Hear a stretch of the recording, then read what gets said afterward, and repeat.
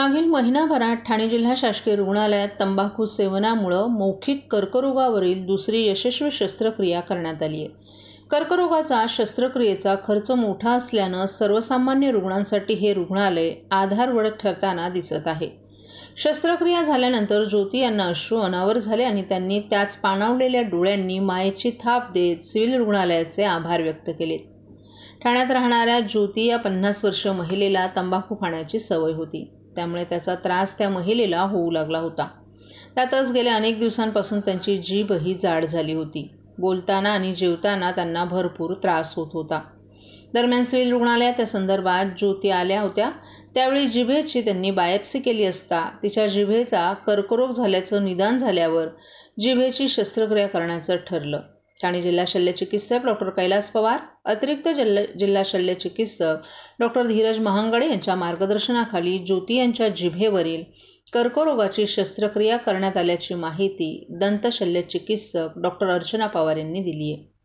तत्पूर्वी ज्योती यांची सर्व रक्तचाचणी झाल्यावर शारीरिक स्वास्थ्य याची तज्ज्ञ डॉक्टरांकडून तपासणी केली गेली। दरम्यान ज्योती यांचा कर्करोग जिभेपासून मानेपर्यंत पसरला होता, त्यामुळे काहीशी जोखमीची शस्त्रक्रिया करण्यासाठी ऑन्कोसर्जन डॉक्टर हितेश सिंघवी यांच्या मदतीनं ही शस्त्रक्रिया पार पडली आहे। ही शस्त्रक्रिया दंत शल्यचिकित्सक डॉक्टर अर्चना पवार, भूलतज्ञ डॉक्टर प्रियंका महांगडे, याचबरोबर मिलिंद दौंड, जागृती गायकर, प्रिया पगारे, स्मिता माळी, रत्नाकर ठाकरे, मदन यादव आदींनीही यशस्वी केली।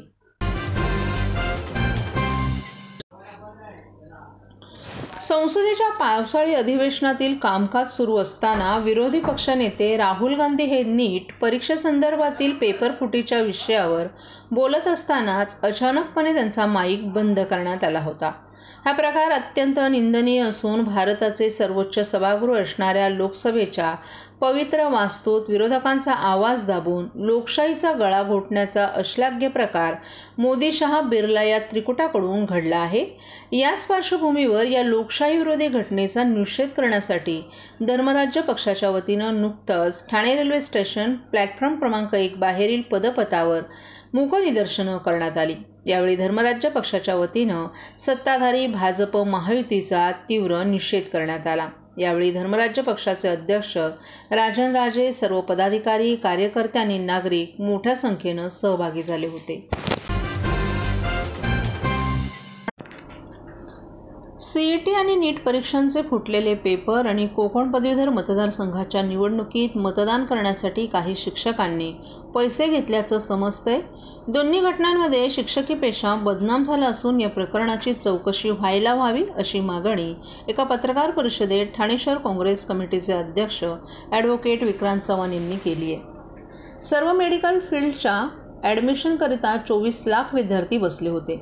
या परीक्षेमध्ये अतिशय गोंधळाचं वातावरण तयार झाल्यानं पेपर फुटल्याचं उघड झालं। बिहार आणि महाराष्ट्रात काही ठिकाणी पेपर फुटलाय आणि त्यामुळे या विद्यार्थ्यांचं नुकसान झाल्याबद्दल विक्रांत चव्हाण यांनी चिंता व्यक्त केली आहे। मागील 7 वर्षांमध्ये जवळपास 70 पेपर फुटलेत। यातील अतिशय अनेक महत्त्वाच्या परीक्षा आहेत। देशातील अनेक केंद्रातील शिक्षक किंवा मुख्याध्यापक किंवा कर्मचाऱ्यांचा या परीक्षा प्रक्रियेशी थेट संबंध येतो। पेपरफुटीमध्ये जसा काही शिक्षकांचा थेट संबंध आला तसा कोकण पदवीधर मतदारसंघात पैशांचा पाऊस पडला। काही शिक्षक आणि संस्था चालकांनी यात आपले हात ओले करून घेतले असल्याचंही समजतंय। पेपरफुटी आणि पदवीधर निवडणुकीत झालेल्या गैरप्रकाराची चौकशी करण्याची मागणी विक्रांत चव्हाण यांनी केली आहे। त्याच्यानंतर एंट्रन्स एक्झामिनेशन आपल्या देशात सुरू झालेले आहेत। वेगवेगळ्या अभ्यासक्रमांसाठी, पोस्ट ग्रॅज्युएशन, ग्रॅज्युएशन अभ्यासक्रमांसाठी या परीक्षा सुरू झालेल्या आहेत। त्याच्याच एक भाग म्हणून नीट आहे या ठिकाणी। आणि नीट एक फक्त हे आहे, निमित्त आहे, परंतु या सगळ्या ज्या परीक्षा आहेत याच्यात सर्रास पेपर फुटी होते आणि त्यामुळे जे खऱ्या अर्थाने अभ्यास करून शिक्षण घेणारी जी मुलं असतात, गरिबांची असतील, श्रीमंतांचे असतील, रात्रंदिवस जे अभ्यास करतात व त्यांची बौद्धिक क्षमता वापरून ते जास्ती मार्क मिळवतात, त्यांची या ठिकाणी कुठेतरी गळचेपी होते, फसगत होते। कारण हे पेपर फुटल्यामुळे जे अभ्यास करत नाहीत किंवा जे पेपर विकत घेऊ शकतात अशी मंडळी, बोकस मंडळी या ठिकाणी जास्ती त्याच लेवलची मार्क घेऊन पास होतात आणि त्यामुळे ह्या ठिकाणी समतोल राहत नाही पुढच्या ह्याच्यामध्ये। अभ्यासक्रमामध्ये किंवा नोकऱ्यांमध्ये याच्यामध्ये समतोल राहत नाही, कारण अशी चुकीची लोक चुकीच्या ठिकाणी जातात चुकीच्या मार्गाने, आणि त्यामुळे ही पेपर फुटी जी झाली आहे हिचा थेट संबंध एक काल परवाच्या पदवीधर निवडणुका असतील किंवा शिक्षक मतदारसंघाच्या निवडणूक याच्याशी जोडला जातो. ठाणे शहर आणि परिसरातील विविध ठिकाणी रस्त्यात खड्डे की खड्ड्यात रस्ते अशी परिस्थिती निर्माण झाली आहे. ठाण्यातील घोडबंदर रोड रस्त्याचं साधारणतः 1 महिन्यांपूर्वीच दुरुस्ती करून हा रस्ता वाहतुकीसाठी खुला करण्यात आल्यानं रस्त्यात पुन्हा चाळण झाली.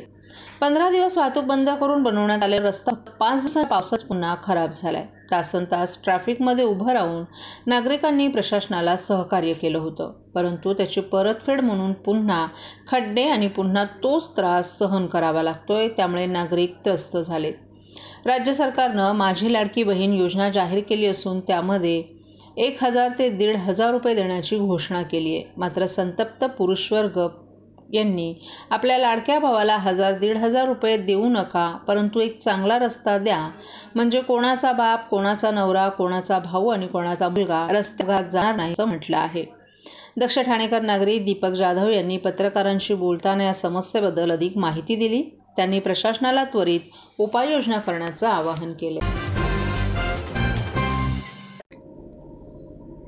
महिलांकरिता मुख्यमंत्री माझी लाडकी बहीण योजनेसाठी अर्ज भरण्यासाठी शनिवारी 6 जुलै आणि रविवारी 7 जुलै रोजी सकाळी 10 ते 5 या वेळेत राष्ट्रवादी काँग्रेस ठाणे मध्यवर्ती कार्यालयात 2 दिवसीय शिबिर आयोजित केल्याची माहिती प्रदेश प्रवक्ते, ठाणे व पालघर समन्वयक, ठाणे जिल्हा अध्यक्ष आनंद परांजपे आणि प्रदेश सरचिटणीस अल्पसंख्याक निरीक्षक नजीब मुल्ला यांनी दिली आहे.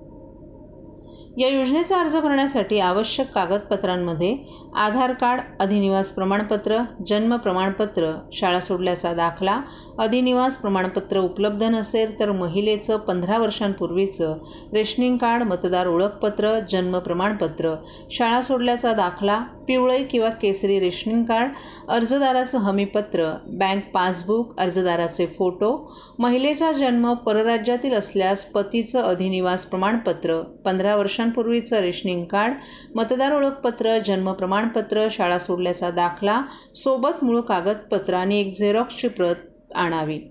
पांढरे शिधापत्रक धारक ज्यांचं उत्पन्न 2.5 लाखांपेक्षा कमी आहे अशा कुटुंबातील महिलांना देखील या योजनेचा फायदा घेता यावा, यासाठी आवश्यक असा उत्पन्नाचा दाखला या शिबिरात मोफत काढून देण्यात येईल.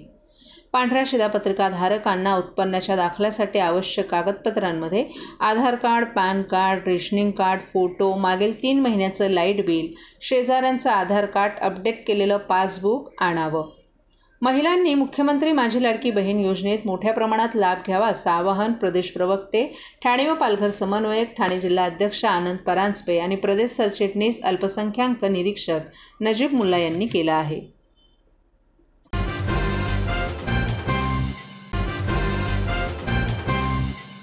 सर्व नागरिकांना आवाहन करण्यात येत आहे की सध्या डासांमार्फत पसरणाऱ्या डेंग्यू या आजाराचा प्रसार रोखण्यासाठी प्रत्येकाने पुढील प्रमाणे कार्यवाही करावी. डेंग्यू आजार एडिस इजिप्ती हा डास चावल्याने होतो. या डासांची पैदास साचलेल्या किंवा साचवलेल्या स्वच्छ पाण्यामध्ये होते. 8 दिवसांपेक्षा जास्त दिवस पाणी उघडे व साचून राहिल्यास त्यात डास अंडी घालतात. अंड्यांच्या अळ्या तयार होऊन पुढे डास तयार होतात.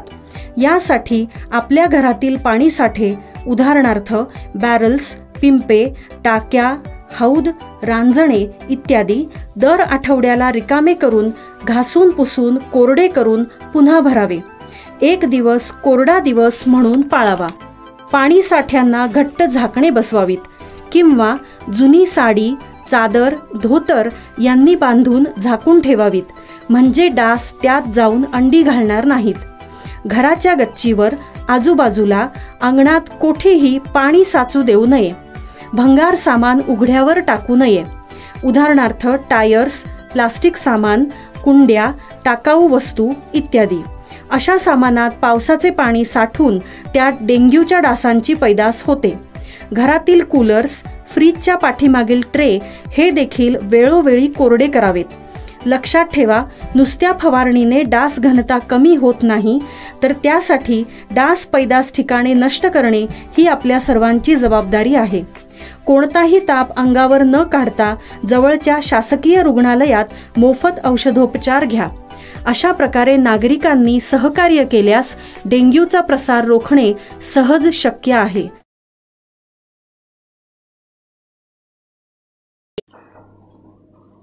देशातील कोट्यवधी हिंदू बांधवांच्या भावना दुखवणारं वक्तव्य करणाऱ्या काँग्रेसचे नेते राहुल गांधी यांच्या विरोधात विश्व हिंदू परिषद आणि बजरंग दलाच्या वतीनं ठाण्यात बुधवारी तीव्र आंदोलन करण्यात आलं. यावेळी स्वामीनारायण मंदिरातील साधू महोदय, ह.भ.प. एकनाथ सदगीर आदींसह अनेक हिंदुत्ववादी नागरिक सहभागी झाले होते. संसदेच्या पावसाळी अधिवेशनात काँग्रेस नेते राहुल गांधी यांनी भाषण करताना हिंदूंबाबत गरळ ओकली. राहुल गांधी यांनी केलेल्या या द्वेषपूर्ण विधानामुळे सर्वत्र संताप व्यक्त होत असतानाच ठाण्यातील जांभळी नाका, रंगो बापूजी चौक येथे विश्व हिंदू परिषद आणि बजरंग दलाच्या वतीनं उग्र निदर्शनं करण्यात आली. यावेळी भारत माता की जय, जागो हिंदू जागो अशा घोषणा आणि हमें गर्व है हम हिंदू है असे फलक झळकवत राहुल गांधी यांचा निषेध करण्यात आला. मी वारकरी संप्रदायातर्फे आणि विश्व हिंदू परिषदेतर्फे दोन शब्द किंवा निषेध असा व्यक्त करू शकतो की राहुल गांधी यांनी संसदेमध्ये जे हिंदूंच्या बद्दल दुर्वाक्य अशा प्रकारचे ते बोलले की हिंदू हे हिंसावादी असं ते बोलतात. या काँग्रेस लोकांची पहिल्यापासूनची परंपरा अशी की जसे सुशील कुमार शिंदे म्हटले होते की हा भगवा आतंकवाद आहे किंवा पी चिदंबर म्हटले होते हा हिंदू आतंकवाद आहे, यांच्या परंपरेत यांनी आतापर्यंत सतत हिंदूंचा द्वेष केलेला आहे. आणि म्हणून मी माझ्यातर्फे वारकरी संप्रदाय परंपरा यातर्फे निषेध व्यक्त करतो की या राहुल गांधीने किंवा त्याच्या विचाराच्या लोकांनी जर तुम्हाला हिंदूंचा द्वेष करायचा असेल तर तुम्ही या देशात राहू नये, तुम्ही या देशात राहण्याच्या लायकीचे नाही. तुम्हाला कुठेही या हिंदुस्थानामध्ये रस्त्यावर हिंदू फिरू देणार नाही. एकदा हिंदू खवळला तर पुढे तुम्हाला या ठिकाणी फिरणं, सभा करणं आणि मुश्किल होणार आहे. तेव्हा तुम्ही जाहीर माफी मागावी असं मी माझ्यातर्फे बोलतो. जय हिंद, जय महाराष्ट्र.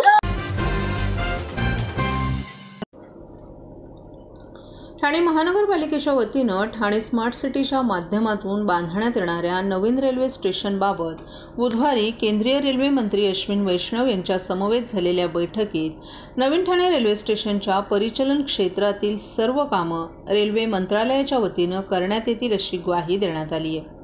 त्यासाठी लागणारा निधीही रेल्वे मंत्रालय देईल असं रेल्वे मंत्र्यांनी स्पष्ट केले. खासदार डॉक्टर श्रीकांत शिंदे आणि खासदार नरेश म्हस्के यांच्या पुढाकारामुळे महापालिकेचे अंदाजे 185 कोटी वाचण्यास मदत होणार आहे. दिल्लीत रेल भवन येथे झालेल्या या बैठकीस ठाणे महापालिका आयुक्त सौरभ राव आणि अतिरिक्त आयुक्त संदीप माळवी उपस्थित होते. ठाणे येथे मनोरुग्णालयाच्या जागेत ठाणे स्मार्ट सिटी अंतर्गत नवीन रेल्वे स्टेशन बांधण्यात येत आहे. यामध्ये रेल्वे परिचालन क्षेत्रातील ट्रॅक बांधणं, रेल्वे स्टेशन इमारत बांधकाम करणं आदी अनुषंगिक कामं रेल्वेकडून तर परिचालन क्षेत्राच्या बाहेरील डेक आणि रॅम्प आदी अनुषंगिक कामं स्मार्ट सिटीच्या वतीनं करण्यात येणार आहेत. ही कामं जलदगतीनं व्हावीत आणि रेल्वे मंत्रालयाच्या स्तरावर तातडीनं निर्णय व्हावा, तसंच परिचालन क्षेत्रात करण्यात येणारी कामं रेल्वे मंत्रालयानं त्यांच्या निधीमधून करावीत यासाठी केंद्रीय रेल्वे मंत्री अश्विनी वैष्णव यांच्या दालनात बैठक आयोजित करण्यात आली होती. बैठकीच्या सुरुवातीस महापालिका आयुक्त सौरभ राव यांनी या प्रकल्पाविषयीची पार्श्वभूमी मांडली. या प्रकल्पामुळे ठाणे शहराला कसा फायदा होणार आहे याची माहिती दिली. त्यानंतर खासदार डॉक्टर श्रीकांत शिंदे आणि खासदार नरेश म्हस्के यांनी परिचालन क्षेत्रामध्ये जी कामं करण्यात येणार आहेत ती सर्व कामं रेल्वे मंत्रालयानं त्यांच्या निधीमधून करण्याची विनंती केली. त्यांनी केलेली विनंती त्वरित मान्य करून केंद्रीय मंत्री अश्विनी वैष्णव यांनी रेल्वे परिचालन क्षेत्रामध्ये करण्यात येणारी कामं ही रेल्वे मंत्रालय यांच्या निधीतून करेल. या कामासाठी भविष्यात होणारी भाववाढ आणि त्या कामासाठी लागणारा अतिरिक्त निधीही रेल्वे मंत्रालय करेल अशी ग्वाही त्यांनी दिली आहे. त्याचबरोबर परिचालन क्षेत्राच्या बाहेर ठाणे स्मार्ट सिटी अंतर्गत करण्यात येणाऱ्या कामांसाठी मेट्रो प्रकल्पाचं काम सोडून उर्वरित कामाकरिता रेल्वेच्या नाहरकत घेण्याची तरतूदही रद्द करण्यात यावी, या खासदार द्वयींची मागणीही रेल्वे मंत्री अश्विनी वैष्णव यांनी मान्य केली.